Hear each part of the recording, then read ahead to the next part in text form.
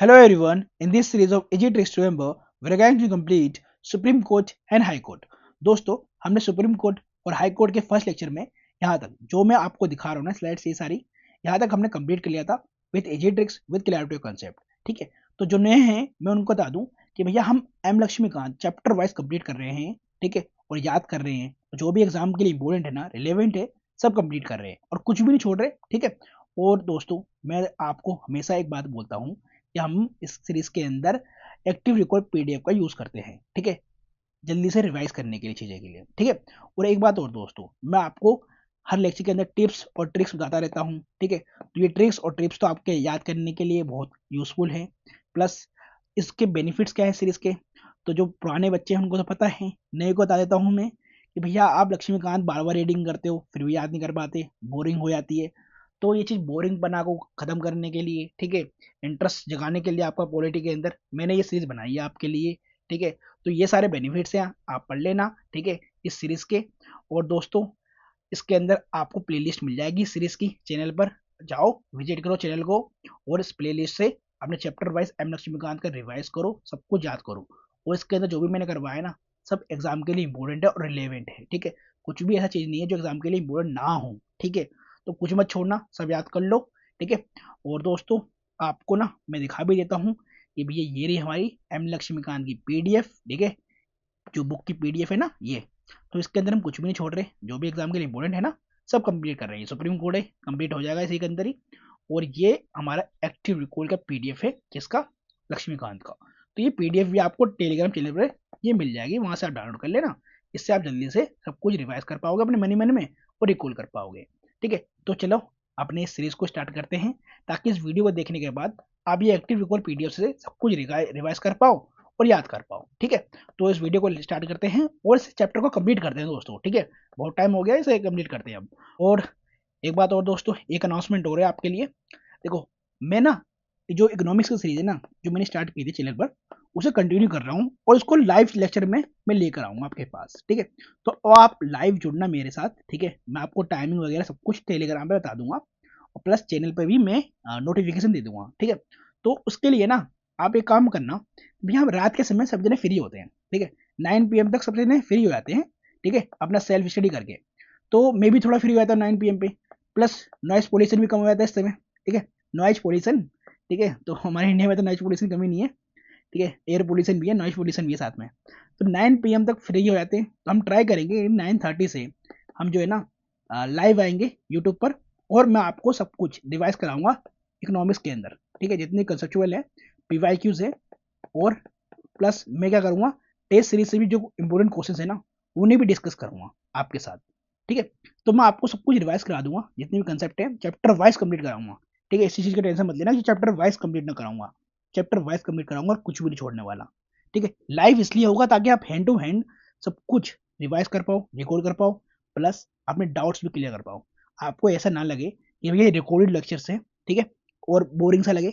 आप hand to hand मेरे से इंटरेक्ट करो। ठीक है, अपना दोस्त मानो मुझे, अपना बड़ा भाई मानो, छोटा भाई मानो। ठीक है, आप लेकिन अपना ये सिलेबस कंप्लीट करो दोस्तों, और इस प्रीलिम्स को ना पार करके अपना मेंस लिखो। ठीक है, तो चलो हम लेक्चर को स्टार्ट करते हैं और इसे कंप्लीट करते हैं सुप्रीम कोर्ट हाई कोर्ट को। ठीक है, आर्टिकल 222 222, तो इसमें बात करी गई है कि ट्रांसफर ऑफ जजेस by president one high court to another. ठीक है, तो आप लक्ष्मीकांत में पढ़ते हो दोस्तों कि हम या फिर प्रेसिडेंट जो है ना, हमारे प्रेसिडेंट साहब जो है एक हाई कोर्ट के जज को दूसरे हाई कोर्ट में ट्रांसफर कर सकते हैं। ठीक है, ट्रांसफर का मतलब आप तो समझते ही हो दोस्तों। ठीक है, तो इसको आप याद कैसे करोगे, तो पहले याद करते हैं। ठीक है, तो 222 है, तो मतलब एक टू से दूसरे टू पे जाना, फिर दूसरे टू से दूसरे टू पे जाना। दैट मीन्स ट्रांसफर ऑफ जजेस from A to B, B to C और सी टू डी। ठीक है, तो मतलब ये ट्रांसफर की बात करता है 222। ठीक है, तो ट्रांसफर ऑफ जजेस किसका, हाई कोर्ट का। ठीक है, किसके द्वारा, तो प्रेसिडेंट करेगा। ठीक है, बट इसके अंदर एक प्रोसीजर होता है, उसे फॉलो करना होता है प्रेसिडेंट को। तो वो क्या है, यहाँ जान लो। ठीक है, तो one high court to another कैसे करेगा, तो प्रेसिडेंट कैन ट्रांसफर अ जज from one high court to another after consultation with CJI. ठीक है, तो कंसल्टेशन लेनी पड़ेगी प्रेसिडेंट साहब को, किससे, तो चीफ जस्टिस ऑफ इंडिया के साथ से। ठीक है, तो India chief justice of India के से, ठीक है, किसको लेना कंसल्टेशन, प्रेसिडेंट साहब को लेना है। ठीक है, ये हमारे फॉर्मर सीजेआई हैं अब, ठीक है, अब नहीं रहे ये, ठीक है। अभी प्रेजेंट वाले का नाम बता दो आप मुझे कमेंट बॉक्स के अंदर, ठीक है। अब ये प्रोसीजर जो है हम कब से ले रहे हैं, मतलब कब से फॉलो कर रहे हैं, तो ये 1994 में supreme court held that judicial review is necessary to check arbitrariness in transfer of judges, but only the judge who is transferred can challenge it. इस चीज का ध्यान रखना, ठीक है। अब तो थर्ड जजेस केस के अंदर 1998 के अंदर विद रिस्पेक्ट टू ट्रांसफर जजेस की बात करी गई, ठीक है। बहुत बोला गया कि चीफ जस्टिस ऑफ इंडिया को ना कंसल्ट करना जरूरी है प्रेसिडेंट साहब को, ठीक है। और ये जो कंसल्टेशन है ना, ये अकेले बंदे का नहीं होगा, इसके अंदर कलीजियम होगा और कलीजियम के अंदर 4 सीनियर मोस्ट जजेस ऑफ सुप्रीम कोर्ट के होंगे। और कौन कौन होगा, तो चीफ जस्टिस होंगे किसके, जहां से ट्रांसफर करा जा रहा है जज को, और चीफ जस्टिस किसके होंगे, जहां पर वो जज रिसीव्ड होगा। दैट मीन्स अगर हम एग्जांपल ले लें कि भैया बॉम्बे हाई कोर्ट के जज को हम दिल्ली हाई कोर्ट के जज को दिल्ली हाई कोर्ट में ट्रांसफर कर रहे हैं, तो दोनों के कौन होंगे, चीफ जस्टिस, ठीक है, दोनों हाई कोर्ट के। और कलीजियम किसका होगा, 4 सीनियर मोस्ट जजेस का होगा, ठीक है। तो ये सारे कंसल्टेशन में आ जाएंगे किसके साथ, प्रेसिडेंट के कंसल्टेशन के अंदर, ठीक है। तो आर्टिकल 222 ऐसे याद रखना है आपको दोस्तों। अब आगे बढ़े। अब article 126, 127, 128 acting in ad as retired जज, तो ऐसे करके याद रखो। एक्टिंग इन एड मतलब एड के अंदर आप एक्टिंग करते हो, एज ऐसे कौन से, तो एज ए रिटायर्ड जज, ठीक है। तो आप एज ए रिटायर्ड जज एक्टिंग कर रहे हो एड के अंदर, तो ऐसे करके आपको याद रहेगा आर्टिकल 126, 127 और 128, ठीक है।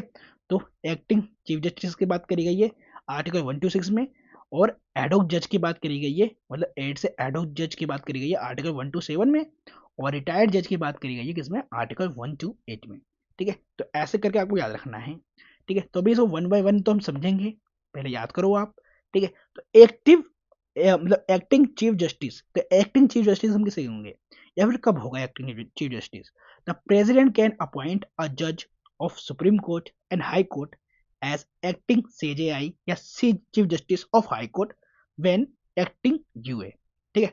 तो कब करेगा, जब उस टाइम जो भी प्रेजेंट में चीफ जस्टिस ऑफ इंडिया है, ठीक है, या chief justice of high court है, वो unable to perform as duty को, ठीक है, कोई बीमार हो गया, ठीक है, चीफ जस्टिस ऑफ इंडिया या chief justice of high court, ठीक है, बीमार हो गया और unable to perform as duty का, तो ऐसे में प्रेसिडेंट जो है ना, जजेस में से ही सुप्रीम कोर्ट के हाई कोर्ट या सुप्रीम कोर्ट के जजेस में से, ठीक है, उसमें से किसी को अपॉइंट कर देंगे एज ए एक्टिंग जज, कौन, प्रेसिडेंट, ठीक है। तो प्रेसिडेंट कैन अपॉइंट अ जज ऑफ सुप्रीम कोर्ट और high court as a acting CJI या chief justice of high court, ठीक है।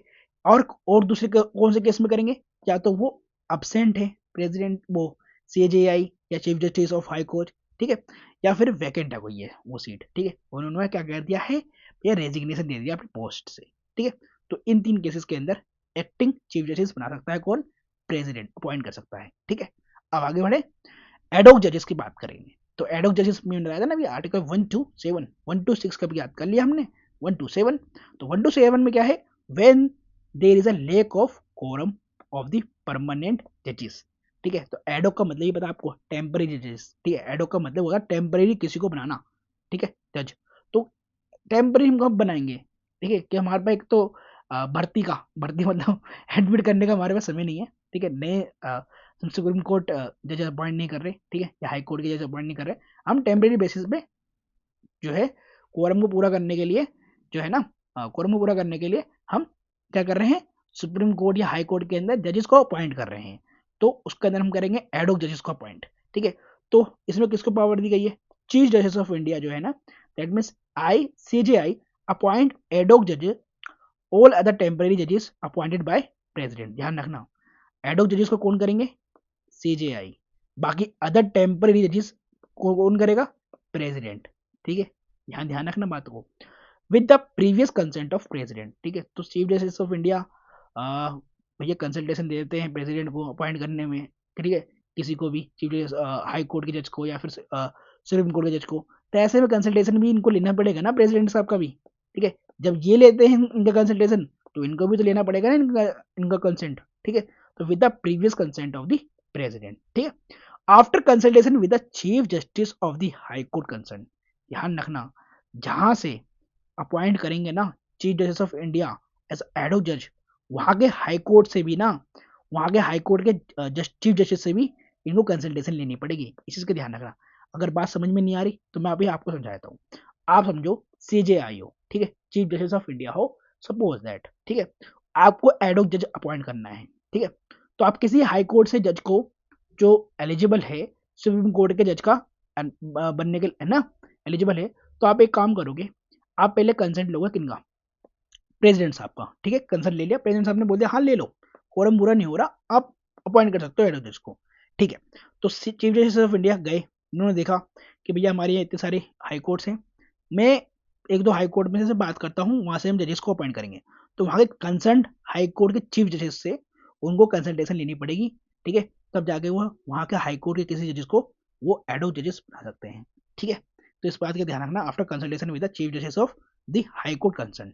आगे बढ़े, एडिशनल जजेस इन केस ऑफ टेम्पररी एरर्स। तो दोस्तों टेम्पररी एरर्स में ना एडिशनल जजेस को कौन अपॉइंट करेगा, यह ध्यान रखना, प्रेसिडेंट साहब करेंगे, ठीक है। तो मैंने अभी आपको बताया था कि भैया एडोक जजेस को अपॉइंट CJI कर रहा है, बट एडिशनल जजेस जब आता है एडिशनल जजेस की, ठीक है, टेम्पररी जजेस की, तो उसको अपॉइंट प्रेसिडेंट साहब करेंगे, ठीक है। तो यहाँ पर लिखा भी है आई अपॉइंट एडिशनल जजेस of high court for temporary period. अब टेम्पररी पीरियड कितना होगा, तो लेस देन 2 ईयर्स का होगा, इस चीज का ध्यान रखना। और ये कब अपॉइंट कर सकते हैं प्रेसिडेंट साहब, जब देखेंगे वो कि किसी हाई कोर्ट के अंदर जो है ना बहुत ज्यादा लोड आ चुका है, ठीक है, तो temporary increase in the business of high court, या arrears of work in high court, भैया इतना सारा वर्क हो चुका है, ठीक है, तो एरर्स आने लगे हैं मतलब वर्क के अंदर, तो इस टाइम पे जो है नंबर ऑफ जजेस बढ़ाना जरूरी है। तो टेम्पररी बेसिस के ऊपर जो है हाई कोर्ट के अंदर एडिशनल जजेस को अपॉइंट कर सकता है प्रेसिडेंट साहब, कर सकते हैं लेस देन 2 ईयर्स के लिए। तो ये बात का ध्यान रखना और ये इंपॉर्टेंट है प्रीलिम्स के लिए आपके। अब आगे देखते हैं एक्टिंग जजेस ऑफ हाई कोर्ट। देखो दोस्तों एडोक जजेस की, एडिशनल जजेस की हमने बात कर ली, ठीक है, ठीक है। तो अब बात करते हैं हम एक्टिंग जजेस की, जो मैंने बताया था अभी आपको आर्टिकल 1 to 6 के अंदर बात होगी, एडोक जजेस 1 to 7 में और रिटायर्ड जजेस की 1 to 8 के अंदर, ठीक है। तो ये 1 by 1 हम समझ रहे हैं, तो हमने इन सब की बात कर ली। अब हम बात कर रहे हैं किसकी, एक्टिंग जजेस की।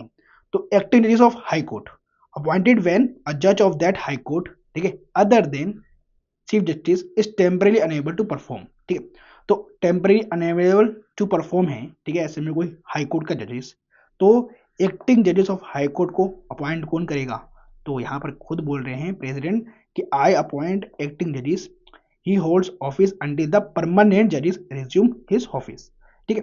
अब एक बात बताओ दोस्तों, इतने टेम्परेरी और ये अनेबल टू परफॉर्म, ये तो बात तो आपको समझ में आ रही होगी ना, ठीक है। तो प्रीलिम्स के लिए क्या इंपॉर्टेंट है आपको ये ध्यान रखना है, बोथ एडिशनल एक्टिंग जजेस can not hold office after attaining the age of 62 years. एक बात तो ये ध्यान रखना है, दूसरी बात ये ध्यान रखनी है कि एक्टिंग जजेस को कौन अपॉइंट करेगा, प्रेसिडेंट करेंगे। अगर बात आएगी एडिशनल एडॉक जजेस की तो CJI, ठीक है। तो यहाँ पर प्रीलिम्स के अंदर ना आपको ये दो वर्ड के ऊपर ध्यान देना है, ठीक है, ऐसे वर्ड स्वैप हो जाते हैं, ठीक है, इंटरचेंज हो जाते हैं, तो इन बातों का ध्यान रखना है आपको। अब देखो हमने कहा था ना भी रिटायर्ड जजेस की, किसमें, आर्टिकल 1 to बताओ 8 के अंदर, कि हम रिटायर्ड जजेस को भी अपॉइंट कर सकते हैं दोबारा से, ठीक है। बट जब रिटायर्ड जजेस को अपॉइंट करेंगे तो क्या प्रोसीजर होगा और रिटायर्ड जजेस के पास क्या पावर होंगी, ये आपको ध्यान रखना है दोस्तों। देखो रिटायर्ड जजेस कैन एक्ट एज टेम्परेरी जजेस of supreme court and high court, ठीक है। चीफ जस्टिस ऑफ इंडिया या chief justice of high court can do so with the previous consent of the president also the person to be appointed. इस चीज का ध्यान रखना दोस्तों, ये इंपॉर्टेंट है प्रीलिम्स के लिए। देखो मैं आपको सिंपल भाषा में सिखा रहा हूँ, ठीक है, आप CJI हो इंडिया के, ठीक है, ये तो वैसे ही फॉर्मर है, ठीक है। तो आप एग्जांपल ले लो, आप CJI हो, ठीक है, आपको रिटायर्ड जज को अपॉइंट करना है, ठीक है। रिटायर्ड जज को अपॉइंट इसलिए करना है क्योंकि वर्कलोड बहुत ज़्यादा है सुप्रीम कोर्ट के ऊपर, ठीक है, प्लस कोरम पूरा नहीं हो रहा होगा, ठीक है। तो ऐसे में आप क्या करोगे, आप CJI हो, आप जाओगे प्रेसिडेंट साहब के पास, ठीक है, आपने लेटर लिखा, उन्होंने बोला कि भैया आप कर सकते हो, ठीक है, आप कर सकते हो रिटायर्ड जज को अपॉइंट, ठीक है, तो with the previous consent of the president, ठीक है। तो प्रेसिडेंट साहब ने दे दिया कंसल्टेशन, भैया कंसेंट दे दिया, ठीक है, आप कर लो, आप बात कर लो किसी हाई कोर्ट के अंदर, ठीक है, या फिर सुप्रीम कोर्ट के जो रिटायर्ड जजेस हैं उनके बात कर लो, ठीक है, कि वो जज बनना चाहते हैं नहीं चाहते। तो with the previous consent of the retired जजेस, तो रिटायर्ड जजेस है ये, ठीक है, बुढ़े हो चुके हैं, ठीक है, तो इनसे हमने परमिशन ले ली, आपने परमिशन ले ली, ठीक है। तो इनके पास पावर क्या होंगे, ये एंजॉय कर सकते हैं all the jurisdiction powers and privileges of the high court, जहाँ पे ये अपॉइंट हो रहे हैं सुप्रीम कोर्ट में चाहे हाई कोर्ट में, बट इट मतलब ये जो है ना, I will not otherwise be deem to be a जज ऑफ द सुप्रीम कोर्ट या हाई कोर्ट, तो इनको आप ना कंसीडर नहीं करोगे सुप्रीम कोर्ट या हाई कोर्ट के जज में, ठीक है। जो सुप्रीम कोर्ट को हाई कोर्ट के जजेस सम है ना, उनकी तरह आप इनको ट्रीट नहीं करोगे, डीम टू बी ये जज नहीं कहलाएंगे सुप्रीम कोर्ट और हाई कोर्ट के, इसका ध्यान रखना दोस्तों, ठीक है। पावर्स इनके पास सारी रहेगी, प्रिविलेजेस इनके पास सारे रहेंगे, ठीक है, इसका ध्यान रखना। और एक बात और दोस्तों, यहाँ पर प्रेसिडेंट साहब कुछ बोल रहे हैं, he will get allowances as determined by me, ध्यान रखना दोस्तों, अलाउंसेस इनको क्या मिलेंगे ये चीज प्रेसिडेंट साहब बताएंगे, ठीक है, ये डिटरमाइन करके प्रेसिडेंट साहब। अब आगे आर्टिकल 130 बोलता है कि constitution declares Delhi as a seat of the supreme court, ठीक है। तो आर्टिकल 130 किससे रिलेटेड है, सुप्रीम कोर्ट से रिलेटेड है, और सुप्रीम कोर्ट के मतलब सीट के ऊपर रिलेटेड है। सीट मतलब आपको पता है कि भैया सुप्रीम कोर्ट कहाँ है, दिल्ली में है, ठीक है। भैया पूरे इंडिया के अंदर एक ही सुप्रीम कोर्ट है दिल्ली के अंदर, मतलब नॉर्थ ईस्ट में अगर कोई ऐसा बड़ा कोई केस हो गया तो उसको दिल्ली आना पड़ेगा, तमिलनाडु में केस हुआ तो दिल्ली आना पड़ेगा, ट्रेवल करो इतना, महाराष्ट्र में केस है दिल्ली आना पड़ेगा, तो भैया ऐसे तो बहुत प्रॉब्लम है, ठीक है, उसका तो भैया ट्रेवल खर्चा इतना हो जाएगा सुप्रीम कोर्ट के अंदर मतलब पहुंचने में, ठीक है, फिर वहां पर दिल्ली में आसपास होटल में ठहरना पड़ेगा, तो कहानी की तरह बना के समझा करो दोस्तों, ठीक है। तो ऐसे में जो है ना, कौन कर सकता है कि भैया दिल्ली की जगह और भी हमारे रीजनल बेंचेस हो सकते हैं, ठीक है, सुप्रीम कोर्ट के, तो ऐसे में कौन कर सकता है, तो कॉन्स्टिट्यूशन ऑथराइज मी मतलब इनको सीजेआई को टू अपॉइंट अदर प्लेसेस और places as a seat of high court, तो अदर प्लेसेस को या places as a seat of high court कौन बता सकता है, तो सीजेआई बता सकते हैं, ठीक है, कॉन्स्टिट्यूशन ने इनको ऑथराइज कर रखा है, बट मिस्टर सीजेआई को, मतलब यहाँ प्रेसिडेंट साहब बोल रहे हैं उनको कुछ, मिस्टर सीजेआई को you can do so only with the approval of the president, ठीक है, तो अप्रूवल लेना पड़ेगा प्रेसिडेंट का। तो देखो दोस्तों, अगर प्रीलिम्स में क्वेश्चन बनता है ना कि सीजेआई खुद से कर सकते हैं, भैया देखो सीजीआई को हेल्प लेनी पड़ रही है, किनकी कंसल्टेंसी लेना पड़ रहा है, प्रेसिडेंट साहब का, ठीक है, या फिर प्रेसिडेंट को भी किसी को अपॉइंट करना है टेम्परेरी या एडिशनल जजेस को, तो उसमें कंसल्ट किसका लेना पड़ रहा है, किसका, सीजीआई का, तो इन दोनों में अच्छा तगड़ा रिलेशन है, जिसका ध्यान रखना, ठीक है। तो इन बातों को ऐसे करके रिलेशन बना के चलोगे ना, तो आपको चीजें याद रहेंगी और एग्जाम में आप भूलोगे नहीं, ठीक है। तो यहाँ पर देखो एक बात और लिखी हुई है, also the provision only optional, इस चीज का ध्यान रखना, ऑप्शनल है, कोई इनको बोल नहीं सकता, हाई कोर्ट का हाई कोर्ट बोल नहीं सकती इनको कि भैया आप ना रीजनल कोर्ट बना दो, यहाँ पर सुप्रीम कोर्ट का रीजनल सीट बना दो, यहाँ पर तमिलनाडु में, तेलंगाना में, ठीक है, आंध्र प्रदेश में, कहीं भी, ठीक है, तो इनको कोई बोल नहीं सकता है, ये ऑप्शनल है, ठीक है। तो no court can give any direction either to the president और मी, ठीक है, ना तो प्रेसिडेंट को बोल सकते हैं ना सीजीआई को, to appoint any other place as a seat of high court, ठीक है। बात आगे समझ में याद हो गया आपको, आगे बढ़े दोस्तों, चलो। अब but such rules require the approval of the president, ठीक है, ये बात मैंने आपको समझा दी। ऐसे can make rules for regulating generally the practice and procedure of the court, देखिए इस चीज का ध्यान रखना, देखो सुप्रीम कोर्ट जो है ना रूल्स बना सकती है, ठीक है, practice of the procedure of the court का, ठीक है, इसकी ध्यान रखना। अब दोस्तों ये इंपॉर्टेंट है, आर्टिकल 143, ठीक है, 143 क्या है, प्रेसिडेंट साहब रेफरेंस देते हैं, ठीक है, किसको, सुप्रीम कोर्ट को, ठीक है, कॉन्स्टिट्यूशनल मैटर्स पे या फिर फैक्ट एंड लॉ पे, ठीक है, अभी आपको समझाऊंगा। तो ऐसे में ना मतलब अगर प्रेसिडेंट साहब रेफरेंस दे रहे हैं आर्टिकल 143 के अंदर, तो सुप्रीम कोर्ट के कितने जजेस की रिक्वायरमेंट होगी, कितने जजेस उसमें वर्डिक्ट देना चाहेंगे, ठीक है।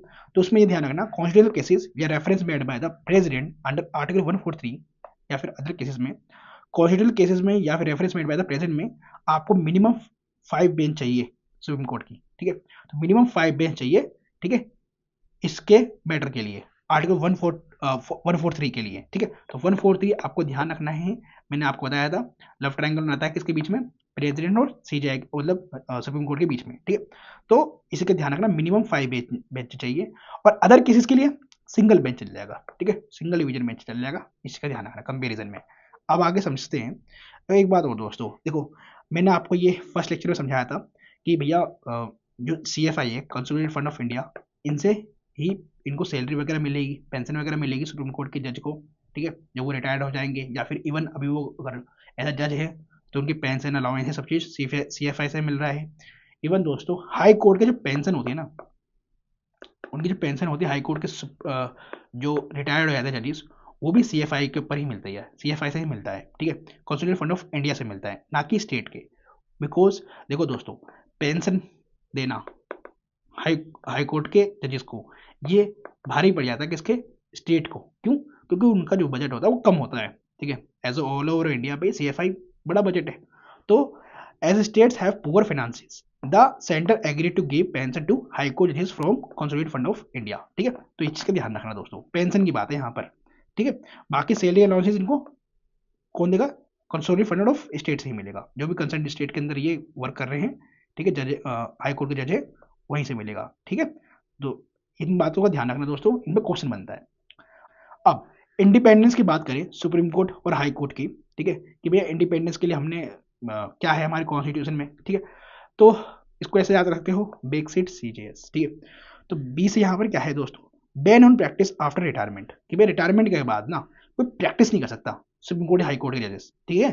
प्रैक्टिस का मतलब भैया आप जैसे कि अभी इनकी ही एग्जाम्पल ले लो, DY चंद्रचूड़ की, ठीक है, जो ये CJI थे, अब ये CJI नहीं है, ठीक है। तो इनके बेटे भी ना इस समय लॉयर हैं एक, ठीक है, वो भी सुप्रीम कोर्ट के लॉयर हैं। तो इवन ये पहले सुप्रीम कोर्ट के जज रह चुके होंगे, ठीक है।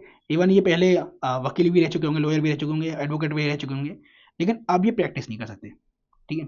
अब ये प्रैक्टिस नहीं कर सकते, किसी में जाके ये वकील नहीं बन सकते, ठीक है, कि प्राइवेट वाला पैसा भी कमा लो, ठीक है, क्योंकि अब ये सरकारी नौकरी छोड़ के आए हैं, ठीक है, रिटायर्ड होके आए हैं, तो ये इनके प्रैक्टिस के ऊपर अब बेल लग चुकी है, ठीक है। इस चीज का ध्यान रखना। अब ऐसे यहाँ पर क्या है दोस्तों, freedom to appoint its staff and prescribe their COS, ठीक है। अब ये COS क्या है, तो कंडीशन ऑफ सर्विस, ठीक है, बाय CJI और chief justice of high court.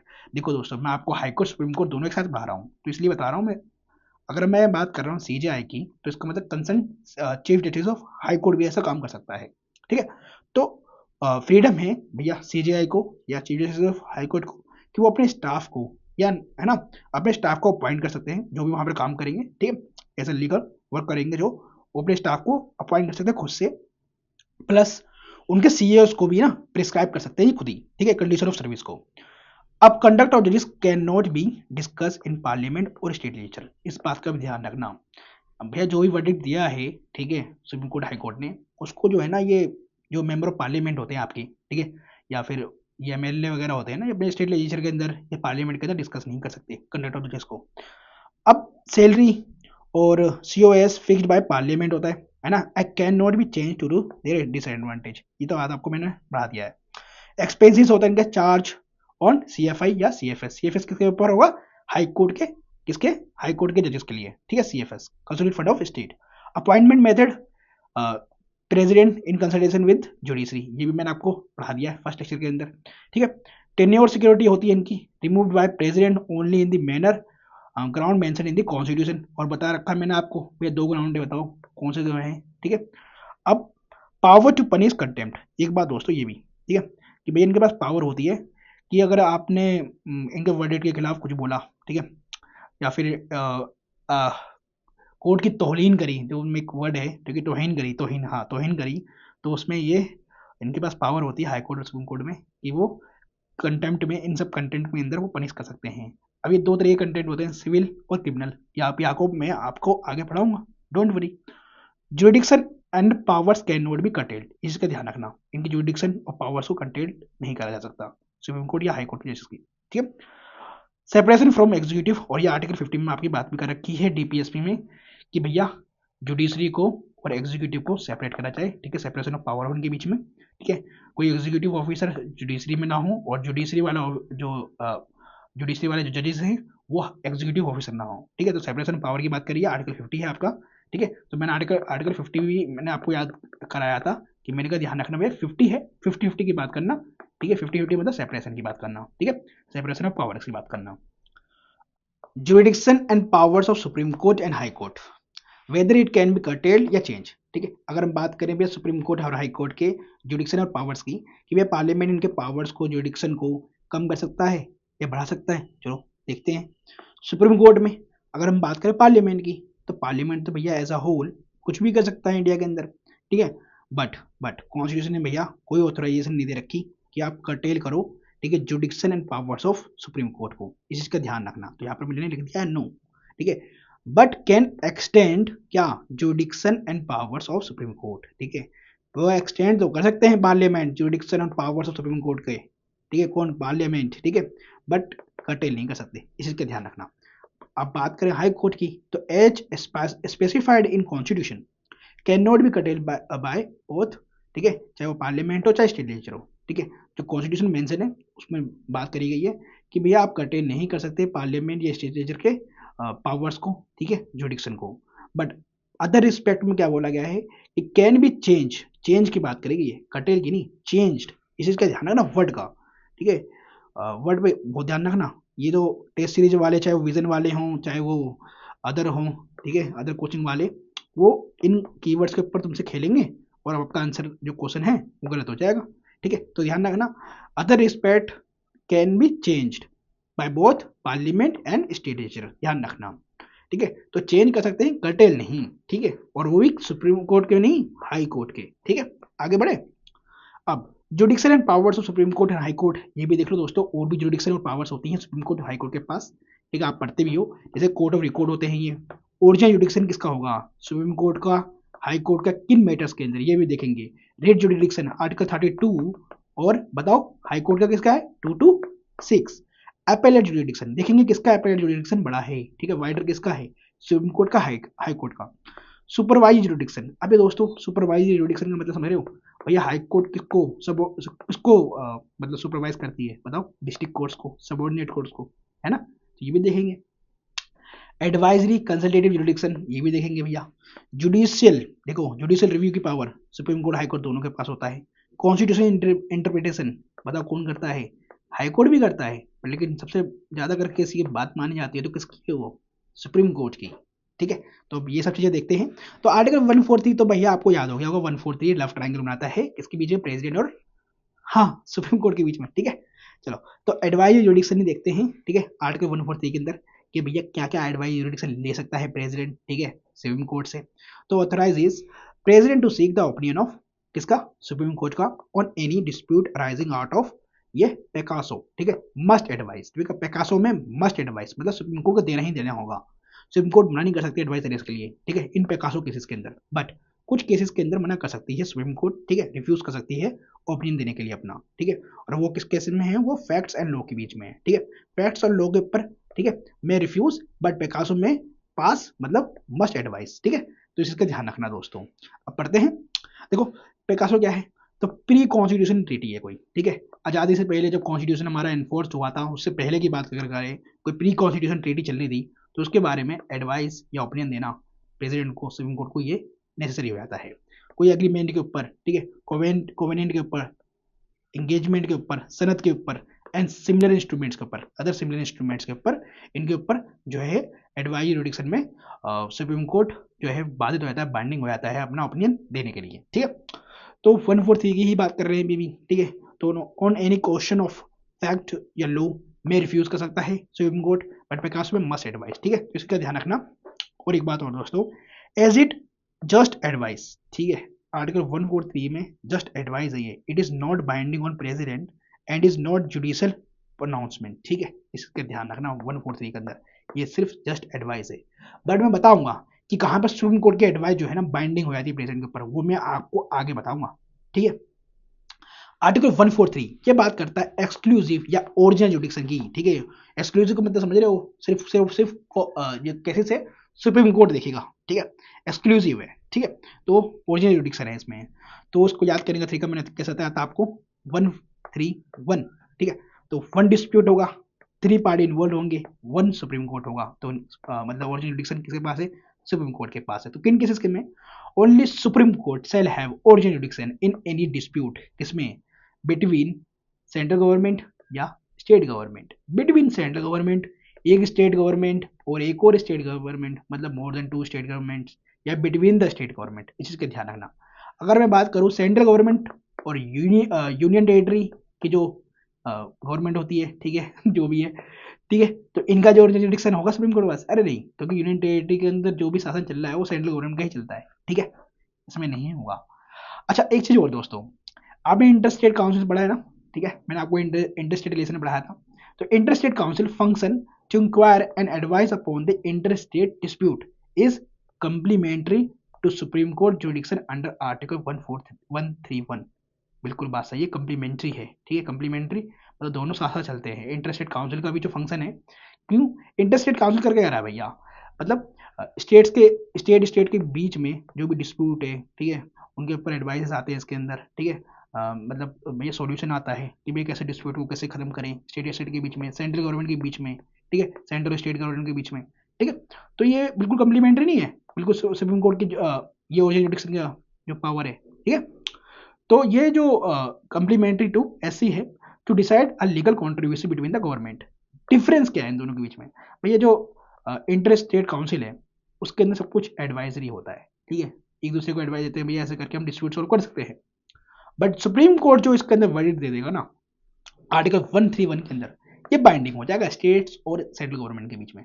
जो भी प्रॉब्लम थी उसके अंदर जो भी एडवाइस आएगी सुप्रीम कोर्ट की, वो बाइंडिंग हो जाएंगे दोनों ही पार्टीज, ठीक है। चलो, exclusive original jurisdiction of supreme court does not extend to the following. इस चीज का ध्यान रखना दोस्तों, इन मैटर्स के अंदर ओरिजिनल जुडिक्शन सुप्रीम कोर्ट का नहीं होता। आपको लगेगा कि हाँ होना चाहिए सुप्रीम कोर्ट का, बट नहीं होगा।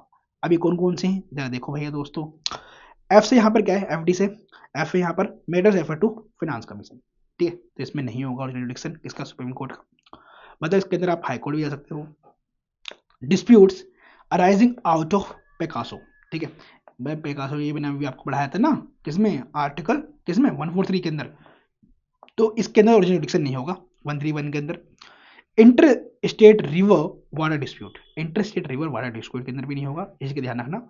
आपको लगेगा भैया इंटर स्टेट की बात हो रही है तो इसमें तो होना चाहिए, लेकिन जहां पर वाटर की बात आ जाए भैया, रिवर वाटर की बात आ जाए, वहां पर नहीं होगा। उसका रीजन है, मैंने आपको वही इंटर स्टेट रिलेशन बारे में पढ़ाया था। If a treaty agreement specifically provide supreme court has no jurisdiction, अब किसी ट्रीटी के अंदर बात कर दी गई है स्पेसिफिकली, ये सुप्रीम कोर्ट का कोई ओरिजिनल जुडिक्शन नहीं होगा इसके अंदर, तो नहीं होगा, खत्म कहानी। अब क्रैप से आपको याद रखना है कमर्शियल नेचर वाले जो भी होंगे डिस्प्यूट, उसके अंदर नहीं होगा original jurisdiction. Recovery of damages by a state against a centre, इसमें भी नहीं होगा। Adjustment of expenses and pension between the centre and state, ठीक है, तो पेंशन के बीच में जो एक्सपेंसेस के बारे में एडजस्टमेंट की बातें आते हैं, उसमें भी ओरिजिनल जुडिक्शन सुप्रीम कोर्ट का नहीं होगा, ठीक है। पी से यहाँ पर क्या है, political nature and private citizen suits, ठीक है, इसके अंदर भी सुप्रीम कोर्ट का ओरिजिनल जुडिक्शन एक्सक्लूसिव जुडिक्शन नहीं होगा दोस्तों, और सिर्फ इसके अंदर होगा, इसका ध्यान रखना। अब आगे बढ़ते हैं, original jurisdiction of high court की बात करते हैं।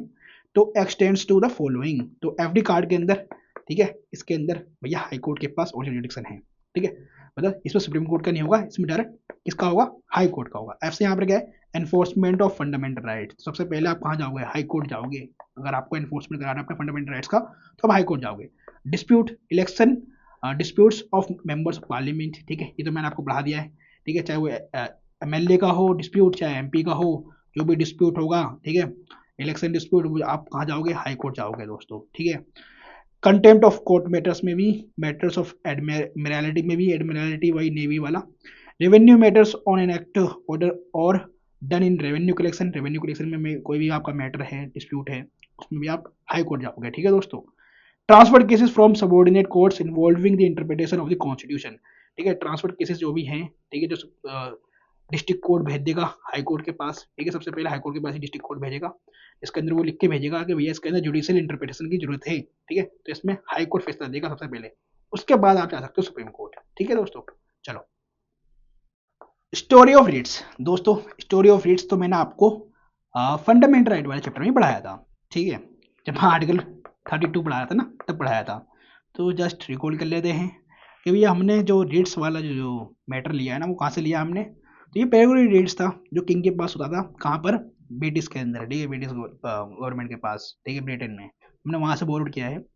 अगर बिफोर 1950 की बात करें तो इंडिया के अंदर ओनली हाई कोर्ट ऑफ किसके पास, बॉम्बे, कलकत्ता और मद्रास के पास ये रीट जुडिक्शन की पावर थी। अब कॉन्स्टिट्यूशनल प्रोविजन देखो तो आर्टिकल 32 के अंदर बोल रखा है कि parliament can empower any other court to issue a writ, ठीक है। आफ्टर 1950 देखो तो आपको आर्टिकल 32 मिलेगा जिसके अंदर रीट जुडिक्शन की बात करी गई है सुप्रीम कोर्ट की, और आर्टिकल 226 मिलेगा जिसमें बात करी गई है कि एससी कैन इशू रीट्स, ठीक है। तो writs are extraordinary remedies to uphold the rights and liberties of people, ठीक है। तो या तो आपको पता है ना ये रीट्स इशू क्यों करते हैं सुप्रीम कोर्ट, हाई कोर्ट।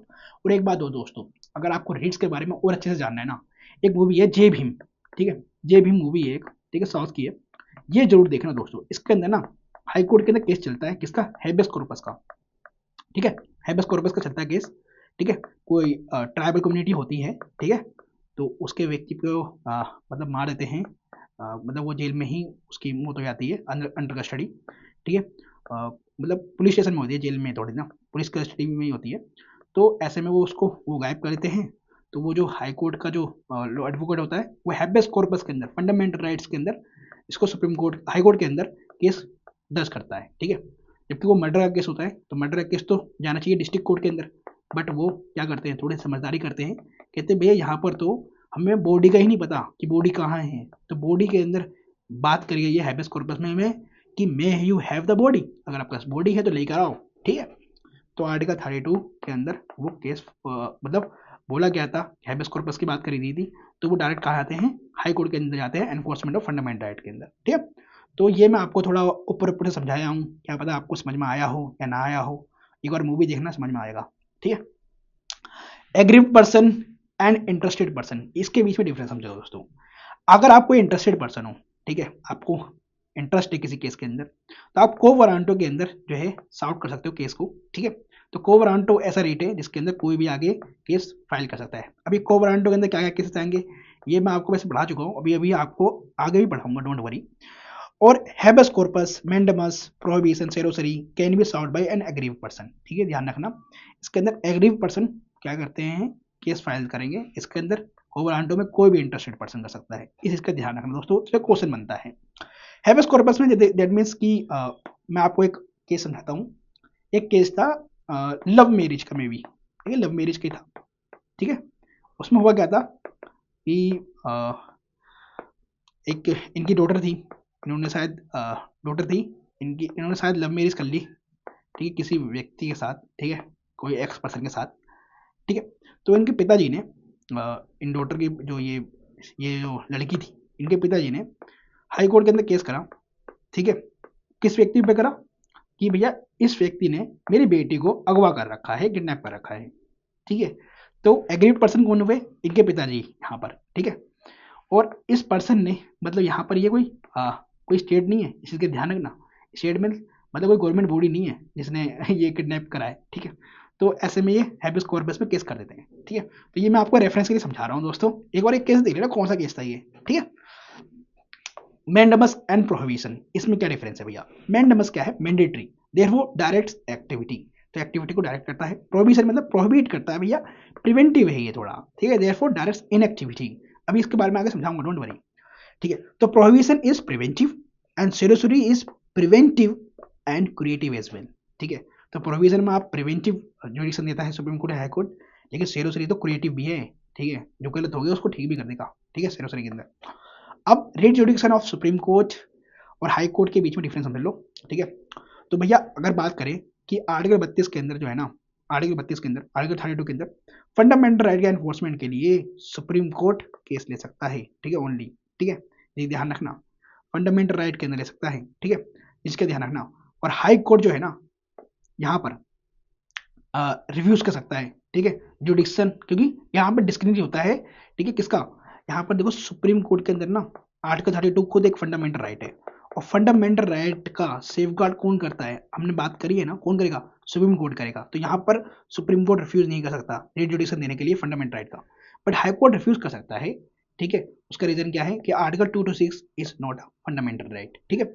अब बात करें कि भैया टेरिटोरियल जुडिक्शन की, तो भैया सुप्रीम कोर्ट पूरे इंडिया के अंदर जुडिक्शन दे सकता है, तो टेरिटोरियल जुडिक्शन तो इनका वाइडर होगा, इनका नैरो होगा, ठीक है। आउटसाइड स्टेट दे सकते हैं if cause of action arises within the state, कि इनके खुद के स्टेट में कोज ऑफ एक्शन हुआ है, तो आउटसाइड इंडिया के लिए भी ये एप्लीकेबल होगा इनका टेरिटोरियल जुडिक्शन। अब इसको रीड से देखो तो इनका नैरोवर होगा, हाउ, क्योंकि ये सिर्फ एनफोर्समेंट देता है किसका, फंडामेंटल राइट को, कौन, supreme court, but high court ये एनफोर्स देता है फंडामेंटल राइट को भी प्लस अदर पर्पज के लिए भी, इसी का ध्यान रखना, यहाँ पर वाइडर है, ठीक है, आर्टिकल 226 के अंदर हाई कोर्ट, ठीक है। तो ये तो मैंने आपको पढ़ा दिया, यही चीज वाइडर होगा हाई कोर्ट, ठीक है, देन सुप्रीम कोर्ट, ठीक है, इनका, क्योंकि 226 के अंदर भी ये फंडामेंटल राइट का भी देंगे प्लस अदर एस्पेक्ट के लिए भी ये रेट जुडिक्शन इशू करते हैं, कौन, हाई कोर्ट, ठीक है, ठीक है। तो ये जुडिक्शन किसका बड़ा होगा, तो भैया किसका वाइड होगा, सुप्रीम कोर्ट का होगा, क्योंकि पूरे इंडिया के अंदर रहते हैं, इनका नैरो होगा, ये समझा दिया मैंने आपको। अब दोस्तों एपेलेट जुडिक्शन देखते हैं ऑफ सुप्रीम कोर्ट, ठीक है, एंड हाई कोर्ट का इज सीसी, ठीक है। देयरफॉर एडवाइज या appellate jurisdiction of supreme court is wider than SC, ठीक है। एपेलेट जुरिडिक्शन क्या होता है, ठीक है, ये समझो दोस्तों। तो appellate jurisdiction of high court is wider than its original jurisdiction, ठीक है। ओरिजिनल जुरिडिक्शन में मतलब केस और सिर्फ सुप्रीम कोर्ट या हाई कोर्ट देखेगा जिसका ओरिजिनल जुरिडिक्शन है। एपेलेट के अंदर मतलब कोई केस जो है रेफरेंस कहीं से अपील होके आया है, ठीक है। अगर कोई केस हाई कोर्ट के अंदर चल रहा था तो वो सुप्रीम कोर्ट में जा रहा है तो इसको कहेंगे हम एपेलेट जुरिडिक्शन, ठीक है। या फिर डिस्ट्रिक्ट कोर्ट में कोई केस चल रहा था और वो हाई कोर्ट में जा रहा है, इसको कहेंगे हम क्या, एपेलेट जुरिडिक्शन, ठीक है। तो सिंपल भाषा में समझो, ठीक है, सिंपल लैंग्वेज में। तो हाई कोर्ट का देखें भैया एपेलेट जुरिडिक्शन, तो हाई कोर्ट का सिविल मैटर के अंदर एपेलेट जुरिडिक्शन होता है, ठीक है। क्रिमिनल मैटर के अंदर होता है एपेलेट जुरिडिक्शन, ठीक है। बट सुप्रीम कोर्ट का इन चारों में होता है, ठीक है। अपील्स इन कॉन्स्टिट्यूशनल मैटर्स में भी एपेलेट जुरिडिक्शन होता है, और appeals by special leave. Special leave की पावर मैं अभी आपको समझाऊंगा। बहुत सारे बच्चों को स्पेशल लीव की पावर समझ में नहीं आती सुप्रीम कोर्ट की, ठीक है। ये भी आपको अभी समझाऊंगा, डोंट वरी। अब appeal to SC against the judgment of high court, that is constitutional matter या सिविल मैटर्स, ठीक है। तो हाई कोर्ट से कोई केस आया है सुप्रीम कोर्ट के अंदर, अपील आया है, ठीक है। तो उसके अंदर देखो कॉन्स्टिट्यूशनल मैटर्स के अंदर या सिविल मैटर्स के अंदर, ठीक है, कोई क्वेश्चन लॉ की बात करी गई है या क्वेश्चन नीड्स की बात करी गई है, तो हाई कोर्ट को ना सर्टिफाई करना पड़ेगा, ठीक है। हाई कोर्ट के अंदर कोई केस चल रहा था, ठीक है। अब हाई कोर्ट इतना मतलब कॉम्प्लिकेट हो गया केस कि भैया उन्होंने कहा भाई सुप्रीम कोर्ट का यहाँ पर वर्डिक्ट आना बहुत जरूरी है। तो हाई कोर्ट ना ये लिख कर देगी कि भैया कोई क्वेश्चन लो है, ठीक है, जो इन्वॉल्व करता है सब्सटेंशियल क्वेश्चन ऑफ लॉ को, ठीक है। तो मतलब सब्सटेंशियल क्वेश्चन ऑफ लॉ की बात कर रहा है भैया, इसका इंटरप्रिटेशन बहुत जरूरी है, ठीक है। या आगे वाले फ्यूचर केसेस के अंदर भी बहुत ज्यादा कोर्ट ऑफ रिकॉर्ड में होगा, तो इसको सुप्रीम कोर्ट के अंदर वो भेज देंगे केस, ठीक है। या क्वेश्चन नीड्स करता है, question needs to be decided by supreme court, कहता है बहुत बड़ा मैटर है ये, पूरे नेशन के लिए बहुत जरूरी है, ठीक है। इसके अंदर वर्डिक्ट सुप्रीम कोर्ट का आएगा तो यूनिफॉर्म होगा, ठीक है, हर कोई मानेगा भी, ठीक है, और हमसे कोई गलती ना हो। तो हाई कोर्ट जो है ना इन दो चीज को सर्टिफिकेट देगा हाथ में करके और कहेगा भैया सुप्रीम कोर्ट में भी केस चलेगा आपका, ठीक है। तो ये अपील हो जाएगा कहाँ पर, सुप्रीम कोर्ट के अंदर दोस्तों। Appeal to SC against judgment of high court in case of criminal matters, ठीक है। क्रिमिनल मैटर्स में तो भैया ओरिजिनल जुडिक्शन किसका होता है, हाई कोर्ट का होता है, लेकिन आप अपील तो जा सकते हो सुप्रीम कोर्ट में, ठीक है। अगर हाई कोर्ट में कुछ उल्टा सीधा करा दो, अब उल्टा सीधा क्या, ये देखो पहला केस तो ये है, ठीक है, सीएसआर के अंदर कि भैया हाई कोर्ट सर्टिफाई कर दे आपको कि आप जो है इस केस को सुप्रीम कोर्ट में चाहिए, ठीक है। सुप्रीम कोर्ट के अंदर सब्सटेंशियल क्वेश्चन ऑफ लॉ है ये, या फिर ये should be decided by the supreme court, ठीक है। ये तो बहुत सिंपल मैटर है, ये तो मैंने अभी आपको समझा दिया। या फिर ऐसा हुआ हो आपके केस के लिए, ठीक है, इफ एससी ने सो मोटो केस के अंदर, ठीक है, taken any case from subordinate courts and convicted accused person and sentence him to, देखो ऐसा हो सकता है कि हाई कोर्ट के किसी जज ने सो मोटो करा, सो मोटो मतलब अपने आप से वो केस ले लिया, किस कहाँ से, डिस्ट्रिक्ट कोर्ट से, ठीक है। डिस्ट्रिक्ट कोर्ट से कोई सबऑर्डिनेट कोर्ट से उसने वो केस उठा लिया, ठीक है, हाई कोर्ट में ले आया अपने, और उसके अंदर वर्डिक्ट दे दिया, डेथ का दे दिया, ठीक है, किसी पर्सन को डेथ का दे दिया, इम्प्रिजनमेंट दे दिया फॉर लाइफ ऑफ 10 ईयर्स, ठीक है, इम्प्रिजनमेंट फॉर लाइफ दे दिया या 10 ईयर्स के लिए दे दिया। तो ऐसे में जो है ना वो व्यक्ति सुप्रीम कोर्ट के अंदर अपील कर सकता है, ठीक है। समझ में आ रही है आपको बात, नहीं आ रही कमेंट करो, ठीक है। आर से यहाँ पर क्या है, SC can appeal reverse an order of acquittal और an accused person sentence him to death या इम्प्रिजन फॉर वही, ठीक है। एससी ने देखो जो डिस्ट्रिक्ट कोर्ट ने वर्डिक्ट दिया था उसको रिवर्स करके, ठीक है, हाई कोर्ट ने क्या वर्डिक्ट दे दिया, डेथ का उस व्यक्ति को, ठीक है। लाइफ इम्प्रिजनमेंट दे दिया, 10 साल की सजा दे दी, ठीक है, मतलब लाइफ इम्प्रिजन दे दी 10 साल के लिए। तो ऐसे में भी वो व्यक्ति जो है सुप्रीम कोर्ट के अंदर जा सकता है, ठीक है, कि भैया ये क्या हो गया, मुझे तो डिस्ट्रिक्ट कोर्ट ने इतनी बड़ी सजा नहीं दी थी, 2-3 साल की सजा दी थी, ये क्या कर दिया हाई कोर्ट ने, ठीक है। तो ऐसे में वो अपील कर सकते हैं कहाँ पर, सुप्रीम कोर्ट के अंदर, ठीक है। Appeal by special leave has 4 aspects, ठीक है। ये है डी और एनी जेसीएम, ठीक है, और ये आर्टिकल आता है 136 के अंदर। तो आर्टिकल 136 क्या है भैया, स्पेशल लीव की पावर है किसकी, बताओ बताओ बताओ, सुप्रीम कोर्ट की। तो ठीक है, स्पेशल लीव की पावर है किसकी, आर्टिकल 136 में सुप्रीम कोर्ट की। अब ये स्पेशल लीव होता क्या है, देखो दोस्तों, जो भी ये स्पेशल लीव है ना, ये डिस्क्रीट पावर है किसकी, सुप्रीम कोर्ट की, and hence can not be claimed as a matter of right, ठीक है।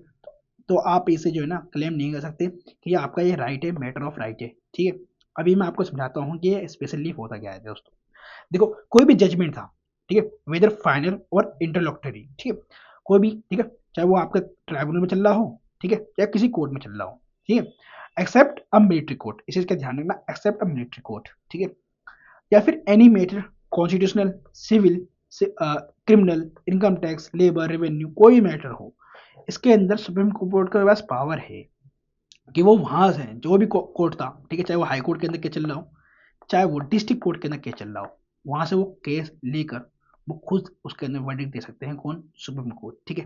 तो वो केस कहाँ पर आ जाएगा, ठीक है, स्पेशल लीव के अंदर सुप्रीम कोर्ट के पास आ जाएगा, तो वहां से लीव ले लेगा ये वो वाला केस, ठीक है, जिस कोर्ट के अंदर भी चल रहा था, और वहां किसके पास जाएगा, सुप्रीम कोर्ट के पास आ जाएगा, ठीक है, इसको कहते हैं स्पेशल लीव, ठीक है, स्पेशल है और लीव, ठीक है, तो लीव हो जाएगा ये सारे मैटर, ठीक है, उस कोर्ट से, और ये स्पेशल पावर है किसकी, सुप्रीम कोर्ट की, अंडर आर्टिकल 136 के अंदर, ठीक है, और ये डिस्क्रिशनरी पावर है किसकी, सुप्रीम कोर्ट की, इस चीज का ध्यान रखना। लेकिन मिलिट्री कोर्ट के अंदर नहीं दे सकता, मतलब ले दे सकता, ठीक है, स्पेशल लीव से, कौन, सुप्रीम कोर्ट, ठीक है। ट्राइब्यूनल चाहे कोई सा भी हो, चाहे कोर्ट कोई सा भी हो, ठीक है, एक्सेप्ट मिलिट्री कोर्ट, ठीक है, और ये डिस्क्रिशनरी पावर है, और आप इसे can not be claimed as a matter of right, ठीक है, और इस पर क्वेश्चन बनता है दोस्तों, और ये इंपॉर्टेंट आपके प्रीलिम्स के लिए। Present jurisdiction and powers of the high court are govern by CL courts, ठीक है। अगर आप बात करेंगे प्रेजेंट जुडिक्शन और पावर जो है ना हाई कोर्ट की कहाँ से मिलती है, तो कॉन्स्टिट्यूशन प्रोविजन से, ठीक है, वो तो आपको पता ही है, एक्ट्स ऑफ पार्लियामेंट है, स्टेट लेजिस्लेचर, ये भी आपको पता है। अब ये लेटेस्ट पैटर्न नहीं पता होगा दोस्तों आपको, ठीक है, बाकी ये आईसीसी कोर्ट्स पता होंगे आपको, इनियल penal code, criminal procedure code, ठीक है, सिविल प्रोसीजर कोड, इन सब कोर्ट के अकॉर्डिंग ही मतलब हाई कोर्ट जो है वर्डिक्ट देता है, ठीक है। बट आपको लेटेस्ट पैटर्न नहीं पता होगा, बट लेटेस्ट पैटर्न से पता क्या आता है, ये इंस्ट्रूमेंट था to constitute and create high courts by the Britishers, ठीक है, in the pre independence era, various high court such as Bombay, है ना, बॉम्बे, कलकत्ता हाई कोर्ट, ठीक है, चाहे Madras high court, were originally establish through the latest pattern, ठीक है, तो लेटेस्ट पैटर्न से ये एस्टेब्लिश हुए थे तीनों हाई कोर्ट, ठीक है, बॉम्बे, कलकत्ता और मद्रास, ठीक है। चलो, तो लेटेस्ट पैटर्न तो वही शुरुआत वाला जो है ब्रिटिश वाला, वो अभी भी इनसे पावर इनको मिलता है, किसको, हाई कोर्ट को। अब देखो दोस्तों, ये इम्पोर्टेंट है, supervisory jurisdiction of high court, ठीक है, मैं यहाँ पे इसका हाईलाइट भी कर देता हूँ, supervisory jurisdiction of high court, SC has power to superintendence of over all courts and tribunals function in its territorial jurisdiction, इसका ध्यान रखना, ठीक है। चाहे अगर मैं आपको एग्जांपल लूँ, ठीक है, कि भी पटना हाई कोर्ट है, ठीक है, पटना हाई कोर्ट है, दैट मीन्स अब बिहार के अंदर इसके पास क्या है, सुपरिटेंडेंस पावर है कि भैया जितनी भी सबऑर्डिनेट कोर्ट्स हैं बिहार के अंदर, उसके अंदर सुपरिटेंडेंस पावर किसके पास होगी, पटना हाई कोर्ट के पास होगी, ठीक है। अब एक बात और दोस्तों, इनकी सुपरवाइज जुडिक्शन भी होती है, ठीक है, तो सुपरवाइज भी करेंगे जितनी भी डिस्ट्रिक्ट कोर्ट्स हैं, ठीक है, और प्लस जितने भी ट्राइब्यूनल चल रहे हैं बिहार के अंदर, उसके अंदर भी इनकी सुपरवाइजरी और सुपरिटेंडेंस पावर है इन हाई कोर्ट के पास, ठीक है, उनके टेरिटोरियल जुडिक्शन के अंदर। अब एक बात का ध्यान रखना, except military courts, military courts या मिलिट्री ट्राइब्यूनल्स, इट में RPF from its subordinate court, ठीक है। तो आरपीएफ का मतलब क्या है, देखो जरा दोस्तों, आर से यहाँ पर क्या है, कॉल फॉर रिटर्न्स, ठीक है, मतलब कॉल फॉर रिटर्न्स कर सकते हैं सबऑर्डिनेट कोर्ट्स को, ठीक है। ये कॉल फॉर रिटर्न्स क्या है मैं आपको समझाता हूँ, ठीक है। पी से यहाँ पर क्या है, regulate the practice and proceedings, ठीक है, किसके, सबऑर्डिनेट कोर्ट्स के, डिस्ट्रिक्ट कोर्ट्स के, उनको रेगुलेट कर सकते हैं, ठीक है, उनकी प्रैक्टिस को, ठीक है, प्लस उनकी प्रोसीडिंग्स को भी, ठीक है। एफ से यहाँ पर क्या है, prescribe forms in which books entry accounts are to be kept by them, ठीक है, तो ये प्रिस्क्राइब कर सकते हैं फॉर्म्स को कि भैया आप किन बुक्स के अंदर इन एंट्रीज को, अकाउंट्स को जो है कैप्ट करोगे, ठीक है, रखोगे। Settle fees payable for the clerks, ठीक है, ऑफिसर्स, लीगल प्रैक्टिशनर्स, ठीक है, तो जो भी फीस आप देते हो ना क्लर्क को, ठीक है, सैलरी वगैरह देते हो ऑफिसर्स को, लीगल प्रैक्टिशनर्स को, ये सेटल कर सकता है कौन, कंसर्न हाई कोर्ट, ठीक है। अब कॉल फॉर रिटर्न्स ये मैं आपको भी आगे समझाता हूँ, ठीक है, उसका रीजन है मैं भी समझाऊंगा, ठीक है। Supervisory jurisdiction of high court is very broad because it has SARA power, ठीक है, तो सुपरवाइज जुडिक्शन जो है ना बहुत ज्यादा ब्रॉड है हाई कोर्ट की, उसका रीजन क्या है, इट कैन बी सो मोटो, ठीक है, not necessarily by way of will, मतलब कोई डिस्ट्रिक्ट कोर्ट के अंदर केस चल रहा था ना, तो वहां से अपना आप ये केस ले सकते हैं, इनका पावर है इसके पास, हाई कोर्ट के पास, ठीक है। जरूरी नहीं है कि आपके पास हाई कोर्ट के पास कोई अपील ही करे, ठीक है, अपील ना भी करे, हाई कोर्ट को लगता है कि भाई केस मैं हैंडल करूंगा तो करेगा, तो सो मोटो कर सकता है। Covers both administrative and judicial independence, ठीक है, तो एडमिनिस्ट्रेटिव फंक्शंस, ठीक है, जुडिशियल सुपरिटेंडेंस, ये सब बोथ कवर करता है, ठीक है, सब मतलब हाई कोर्ट करेगा। इट इज रिविजनल जुरिडिक्शन, ठीक है, it is a revisional jurisdiction, ठीक है, रिविजनल मतलब भैया जो डिस्ट्रिक्ट कोर्ट के अंदर जुरिडिक्शन दिया गया है, ठीक है, तो उसको रिवाइज कर सकता है कौन, हाई कोर्ट कर सकता है। Extends to all courts tribunals whether they are subject to appeal jurisdiction of high court और नॉट, ठीक है, इस इसका ध्यान रखना कि भैया किसी भी कोर्ट से ट्राइब्यूनल से कोई भी सब्जेक्ट हो किसी के ऊपर भी ये मतलब केस ले सकते हैं, ठीक है, उनके ऊपर ये सुपरवाइज कर सकते हैं डिस्ट्रिक्ट कोर्ट्स को, चाहे वो अपील जुडिक्शन के ऑफ हाई कोर्ट के अंदर आता है या नहीं आता हो। अभी और आगे है, don't worry. Supervisory jurisdiction is an extraordinary power, hence to be used more specially only in appropriate cases, it is usually limited to HPM, ठीक है। तो भैया सुपरवाइजरी जुडिक्शन जो है एक एक्स्ट्रा ऑर्डिनरी पावर है, तो इसको सही से इस्तेमाल करना है हाईकोर्ट को, ठीक है, अप्रोप्रिएट केसेस में इस्तेमाल करना है। अब ये अप्रोप्रिएट केसेस होंगे एरर ऑफ लॉ, ठीक है, कोई भी लॉ का कोई एरर हो रहा हो डिस्ट्रिक्ट कोर्ट से, ठीक है, इंटरप्रिटेशन गलत हो रहा हो, तो ऐसे में disregard to law of superior courts, ठीक है, आप डिसरिगार्ड कर रहे हो सुपीरियर कोर्ट्स के वर्डिक्ट्स को, ठीक है, ग्रोस वायलेशन हो रहा हो, कोई एक्सेस ऑफ जुडिक्शन दे रहे हो आप, ठीक है, जो आपके जुडिक्शन एरिया में आता भी नहीं, मतलब आपके डोमेन में आता भी नहीं है वो केस, ठीक है, जुडिक्शन में आता भी नहीं और आप दे रहे हो उसके ऊपर वर्डिक्ट। परवर्स फाइंडिंग्स, कोई भी ऐसा लगा कि भैया कुछ उल्टा सीधा पाया गया, मैनिफेस्ट इनजस्टिस, कोई इनजस्टिस हुआ हो डिस्ट्रिक्ट कोर्ट के द्वारा या ट्राइब्यूनल के द्वारा, तो ऐसे में जो है सुपरवाइजरी जुडिक्शन जो है हाई कोर्ट को दिया जाता है, ठीक है। अब देखो दोस्तों, ये सब चीज़ें मैंने आपको बढ़ा दी, अब आपको ये समझ में आ रहा होगा कॉल फॉर रिटर्न्स, ठीक है, तो मतलब ये जो है ना क्या कर सकते हैं, रिटर्न कर सकते हैं मतलब वर्डिक्ट को, ठीक है, तो फिर इनके पास ये पावर है, ठीक है। और as a court of record supreme court high court has 3 powers, ठीक है, सुप्रीम कोर्ट हाई कोर्ट के पास 3 पावर होती हैं, क्या, कोर्ट ऑफ रिकॉर्ड में अगर बात करें, मैंने आपको समझाया था ना कोर्ट ऑफ रिकॉर्ड होता है, ठीक है, तो उनके पास 3 पावर होती हैं। Power to punish for contempt of court, ठीक है, भैया कोर्ट ऑफ रिकॉर्ड है इनका, ठीक है, कोई वर्डिक्ट दिया है आपको, ऐसा जो भी वर्डिक्ट दिया गया है उसको कोर्ट ऑफ रिकॉर्ड की तरह रख सकता है, ठीक है, वही वर्डिक्ट को, जैसे केशवानंद भारती केस जो है, ठीक है, जो 1973 में आया था, उस वर्डिक्ट को हम अभी भी यूज़ करते हैं, ठीक है, बहुत सारे केसेस के अंदर, ठीक है, मिनर्वा केस को यूज़ करते हैं, ठीक है, मतलब जो जजिस केस चले थे उनको भी हम यूज़ कर रहे हैं अभी, तो कोर्ट ऑफ रिकॉर्ड है वो। अगर उसकी तौहीन कोई करता है तो मतलब वो होता है कंटेम्प्ट ऑफ कोर्ट, तो उसके लिए पावर है उनके पास, सुप्रीम कोर्ट और हाई कोर्ट के पास, कि वो पनिश कर सकते हैं, ठीक है। अब ये भी क्या है, judgment proceedings and acts are recorded for the perpetual memory and testimony, ये आपको समझ में आ रहा होगा दोस्तों। पावर ऑफ रिव्यू है and correct its on JOD, judgment order decision, ठीक है, तो रिव्यू पावर है इनके पास कि वो अपने जजमेंट को ही क्या कर सकते हैं, रिव्यू कर सकते हैं, ठीक है, करेक्ट कर सकते हैं, ठीक है, तो ये मैं आपको समझा चुका हूँ पहले भी, ठीक है, तो मैं अभी आपको समझाता हूँ सिविल कोड, सिविल कंटेम्प्ट क्या होता है, क्रिमिनल कंटेम्प्ट क्या होता है, और मतलब हम किन केसेस को बोल सकते हैं कंटेम्प्ट ऑफ कोर्ट नहीं है, ठीक है, और डेफिनेशन ऑफ जुडिशियल रिव्यू भी अभी आपको समझाता हूँ, इंपॉर्टेंट है आपके एग्जाम के लिए दोस्तों, ठीक है। दोस्तों हम बात कर रहे हैं सिविल कंटेम्प्ट की, तो सिविल कंटेम्प्ट में आप सिविल कंटेम्प्ट किसे बोलोगे, तो wilful disobedience of any JOW और wilful breach of an undertaking given to a court, ठीक है, तो विलफुल डिसोबीडियंस कर रहे हो आप किसी जजमेंट का, ठीक है, हाई कोर्ट या सुप्रीम कोर्ट का या ऑर्डर का, रेट का या अदर प्रोसेस ऑफ कोर्ट का, तो ये सिविल कंटेम्प्ट माना जाएगा, ठीक है, सिविल कंटेम्प्ट, ठीक है, ऑफ कोर्ट का, ठीक है दोस्तों।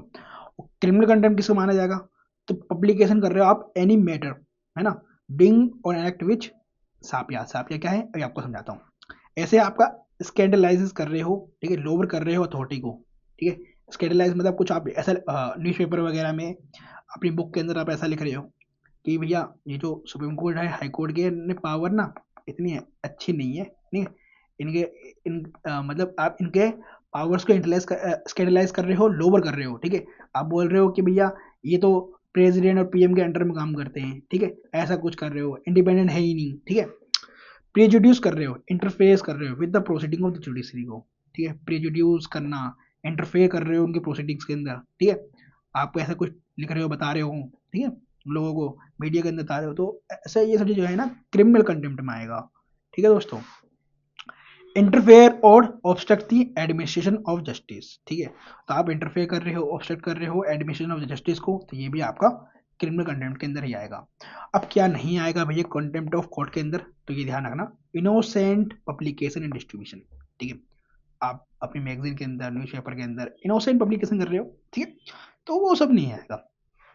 फेयर एंड एक्यूरेट रिपोर्ट कर रहे हो जुडिशियल प्रोसीडिंग्स का, अब इसका मतलब ये थोड़ी ना कि भैया न्यूज़पेपर वाले जो छापे ही ना, लिखे ही ना सुप्रीम कोर्ट हाई कोर्ट के बारे में, या फेयर जो भी अच्छा है, सही है, एक्यूरेट रिपोर्ट है, वो आप कर सकते हो, बिल्कुल कर सकते हो। ठीक है, फेयर है reasonable criticism of judicial act, बिल्कुल बात सही है, फेयर है रीजनेबल आप कर सकते हो। ठीक है, आपको कुछ मतलब जजमेंट बताना पड़ेगा ना भैया कि भैया ये चीज़ फेयर है या नहीं। ठीक है, रीजनेबल क्रिटिसिज्म कर सकते हो आप जुडिशियल एक्ट्स का। ठीक है, ये गलत करा है सुप्रीम हाई कोर्ट ने, सुप्रीम कोर्ट ने इस केस के अंदर। ठीक है, कुछ गलतियाँ हुई है, उसके बारे में आप कुछ इंटरप्रेट कर सकते हो। ठीक है, contempt on administrative side of judiciary. ठीक है, oh sorry, comment on administrative side of judiciary. ठीक है, तो आप कमेंट कर सकते हो भैया, एडमिनिस्ट्रेटिव साइड ले सकते हो, किसका, जुडिशरी का। ठीक है, तो ये सब चीजें हैं जो कंटेम्प्ट ऑफ कोर्ट के अंदर नहीं आएगा दोस्तों। Definition of judicial review. अब जुडिशियल रिव्यू देखो ये क्या होता है, बहुत सारे बच्चों को तो ये समझ में नहीं आता कि जुडिशियल रिव्यू है क्या भैया, सुप्रीम कोर्ट और हाई कोर्ट की पावर क्या है जुडिशियल रिव्यू के अंदर। तो is the power of supreme court to examine the constitutionality of किसकी, लेजिस्लेटिव इनेक्टमेंट्स की, एग्जीक्यूटिव ऑर्डर्स की। दोस्तों देखो, लेजिस्लेटिव इनेक्टमेंट्स क्या होते हैं, जो लॉज बनाती है पार्लियामेंट। ठीक है, स्टेट लेजिस्लेचर, तो ये हो गया आपका लेजिस्लेटिव इनेक्टमेंट्स। एग्जीक्यूटिव ऑर्डर्स क्या होंगे, जो एग्जीक्यूटिव, जैसे पीएम हो गया, ठीक है, उन्होंने कोई ऑर्डर दिया। ठीक है, प्रेसिडेंट हो गया, उन्होंने कोई ऑर्डर दिया, तो ये सब एग्जीक्यूटिव ऑर्डर हो गया। तो इसके अंदर ये चेक करेगा कौन, भैया जुडिशियल रिव्यू की पावर है सुप्रीम कोर्ट हाई कोर्ट के पास, कि भैया कि वो बहुत सेंट्रल स्टेट गवर्नमेंट के एग्जीक्यूटिव ऑर्डर और लेजिस्लेटिव एनेक्टमेंट्स को जुडिशियल रिव्यू कर सकता है। रिव्यू का मतलब वो ये चेक कर सकता है कि आपने अकॉर्डिंग टू द कॉन्स्टिट्यूशन काम किया है नहीं किया। ठीक है, अगर आपने according to the constitution order या लेजिस्लेटिव एनेक्टमेंट्स नहीं बनाए, तो उसको वो नल एंड वाइड कर सकता है। ये पावर है किसकी, सुप्रीम कोर्ट और हाई कोर्ट की। तो कॉन्स्टिट्यूशनैलिटी चेक करना, एग्जामिन करना किसी लॉ का, ऑर्डर का, ये इसी इसी चीज को कहते हैं हम जुडिशियल रिव्यू। ठीक है दोस्तों, इस चीज का ध्यान रखना। तो क्वालिफिकेशन ऑफ अ डिस्ट्रिक्ट जज क्या है, ये भी देखो। ठीक है, कि भैया डिस्ट्रिक्ट जज बनने के लिए मतलब क्या क्वालिफिकेशन होनी चाहिए, तो वो जो व्यक्ति है वो सर्विस में होना चाहिए। ठीक है, सेंट्रल गवर्नमेंट या स्टेट गवर्नमेंट के नहीं। ठीक है, ध्यान रखना, सुन नोट भी service of the central government और स्टेट गवर्नमेंट। एडवोकेट या पीटर होना चाहिए फॉर 7 ईयर्स। ठीक है, ध्यान रखना यहाँ पर 7 ईयर्स है, ना कि 5 ईयर्स, ना कि 10 ईयर्स। ठीक है, recommend by high court for appointment, मतलब गवर्नर अपॉइंट करेंगे, बिल्कुल करेंगे, बट रिकमेंडेशन किसकी तरफ से जाना चाहिए, हाई कोर्ट के लिए जाना चाहिए, हाई कोर्ट जाएगा। ठीक है, फॉर द अपॉइंटमेंट। ठीक है, और A7 से ध्यान रखना, एडवोकेट या पीटर होना चाहिए 7 ईयर्स के लिए। ठीक है, स्कोप ऑफ जुडिशियल रिव्यू देख लो दोस्तों, अभी मैंने जुडिशियल रिव्यू समझाया था ना आपको कि जुडिशियल रिव्यू होता क्या है, उसका स्कोप देख लो, किन किन मैटर्स में जुडिशियल रिव्यू मतलब कर सकता है कौन, सुप्रीम कोर्ट या हाई कोर्ट। तो constitutional validity of a legislative enactments और executive order can be challenge in a high court और सुप्रीम कोर्ट ऑन 3 ग्राउंड्स। और वो कौन से ग्राउंड्स हैं, outside the competence of the authority. ठीक है, मतलब अथॉरिटी जो भी थी, ठीक है, चाहे वो पार्लियामेंट हो, चाहे वो एग्जीक्यूटिव ऑफिसर हो गई, ठीक है, उसने अपने कॉम्पिटेंस से बाहर निकलकर जो है ऑर्डर दे दिया, ठीक है, इनेक्टमेंट बना दिया, तो ऐसे में इंफ्रिंजेस कर रहा है फंडामेंटल राइट्स को। ठीक है, या रिपंचनेंट कर रहा है कॉन्स्टिट्यूशनल प्रोविजंस को। ठीक है, तो ऐसे में जो है जुडिशियल रिव्यू की पावर होती है सुप्रीम कोर्ट और हाई कोर्ट के पास। ठीक है, तो ऐसे डिसाइड करेगा dispute regarding election of the president और वाइस प्रेसिडेंट। ये बात तो आपको पता होना चाहिए कि भैया ऑनरेबल प्रेसिडेंट के इलेक्शन के बारे में कोई डिस्प्यूट है, चाहे वो वाइस प्रेसिडेंट के बारे में कोई डिस्प्यूट है इलेक्शन के, तो ये डिस्प्यूट किसके पास जाएगा, ये जाएगा सुप्रीम कोर्ट के पास, और सुप्रीम कोर्ट इसके बारे में वर्डिक्ट देगा। ठीक है, इलेक्शन डिस्प्यूट ऑफ प्रेसिडेंट्स। ठीक है, ऐसे decide disputes regarding election of members of parliament and legislature. ये आपको मैं पढ़ा चुका हूँ पार्लियामेंट वाले चैप्टर के अंदर भी। ठीक है दोस्तों, तो भैया मेंबर ऑफ पार्लियामेंट हो चाहे एमएलए हो, इसका जो जुडिक्शन है इलेक्शन का, ये किसके पास होता है, हाई कोर्ट के पास होता है। इस चीज का ध्यान रखना दोस्तों मैंने आपको अभी बताया था ना कि आर्टिकल 143 के अंदर जो भी ओपिनियन देता है सुप्रीम कोर्ट, ठीक है, प्रेसिडेंट को, वो बाइंडिंग नहीं होता, बट इस केस के अंदर ना बाइंडिंग होगा। तो यहाँ पर मैंने लिख भी रखा है कि आर्टिकल 143 के अंदर जो एडवाइस होती है वो बाइंडिंग नहीं होती प्रेसिडेंट के ऊपर। ठीक है, बट इंक्वायरी के केस में बाइंडिंग होती है। तो ऐसी inquiry into the conduct and behaviour of the chairman and members of UPSC on a reference made by the president. ठीक है, तो भैया सुप्रीम कोर्ट के पास मैटर जाएगा, ठीक है, प्रेसिडेंट के द्वारा, या आप जरा देखो जरा कि इनके कंडक्ट जो है सही है या नहीं, ठीक है, इन मेंबर्स या चेयरमैन की ऑफ यूपीएससी के, तो उसके अंदर सुप्रीम कोर्ट के पास जाएगा केस, ठीक है। तो ऑनरेबल प्रेसिडेंट जो है ना रेफरेंस देंगे, ठीक है, सुप्रीम कोर्ट को। फिर सुप्रीम कोर्ट इंक्वायरी करेगा, ठीक है, in the conduct and behaviour of the chairman and members of UPSC. फिर उसमें देखेगा कि भैया हाँ कुछ मिसकंडक्ट हुआ है इनसे, तो एडवाइस जो देगा, ठीक है, सुप्रीम कोर्ट, वो बाइंडिंग होगा प्रेसिडेंट के ऊपर। यहाँ ध्यान रखना, यहाँ पर जो एडवाइस होगी वो बाइंडिंग होगी। As not only supreme court but also parliament undergone as laborious laborious procedure. ऐसा क्यों है दोस्तों कि बाइंडिंग होगा? क्योंकि देखो पार्लियामेंट ने सबसे पहले जो है रेजोल्यूशन लेकर आई है इनके रिमूवल के लिए, तभी तो प्रेसिडेंट ने रेफरेंस दिया है सुप्रीम कोर्ट को मिसकंडक्ट का, ठीक है। तो भैया वो भी तो एक लेबोरियस प्रोसीजर से निकल के आए हैं। तो यहाँ पर जो सुप्रीम कोर्ट का जो भी फैसला होगा वो बाइंडिंग होगा इसको प्रेसिडेंट के ऊपर, ठीक है दोस्तों। चलो आर्टिकल 138 क्या है? तो enlargement of SC jurisdiction and powers की बात करता है आर्टिकल 138, ठीक है। तो with respect to matters in union list enlarge by parliament, ठीक है। यूनियन लिस्ट की बात आई तो पार्लियामेंट एनलार्ज करेगा। With respect to other matters enlarge by special agreement of centre and states, ठीक है। यूनियन से हटकर, यूनियन मैटर से हटकर, ठीक है, यूनियन सब्जेक्ट से हटकर कोई भी अदर मैटर है तो उसके अंदर स्पेशल एग्रीमेंट होगा किसके बीच में? सेंटर और स्टेट गवर्नमेंट के बीच में। फिर जाके वो जो है इस एग्रीमेंट होने के बाद आप सुप्रीम कोर्ट के जो है पावर्स को, ठीक है, जुडिक्शन को एनलार्ज कर सकते हो, ठीक है। आर्टिकल 138 अपेलेट जुडिक्शन मैंने आपको बढ़ा दिया है 132, तो उसको याद कैसे कर सकते हो? ये तरीका नजर रखा है। 2 in article 32 is link with appeal from high court to supreme court. 2 से यह देखना high court to supreme court जाता है, ठीक है। Appellate jurisdiction of SC in appeals from SC in certain cases. तो भैया हाई कोर्ट से अपीलेट जुडिक्शन है भैया सुप्रीम कोर्ट के पास कि भैया हाई कोर्ट है सुप्रीम कोर्ट में जाएगा, तो कैसे जाएगा? तो आपको पता है आर्टिकल 13 क्या बात करता है, ठीक है। लो इनकंसिस्टेंट विद और derogation of the fundamental rights, ठीक है। तो रिव्यूइंग द कॉन्स्टिट्यूशनैलिटी की बात करता है भैया आर्टिकल 30 की भैया रिव्यू कर सकता है। तो आर्टिकल 32 बात करता है कॉन्स्टिट्यूशनल रेमेडीज की, ठीक है। तो रिव्यूइंग द कॉन्स्टिट्यूशनैलिटी ये भी, ठीक है। तो यहाँ से जुडिशियल रिव्यू की पावर मिलती है ना सुप्रीम कोर्ट को आर्टिकल 13 और 32 से।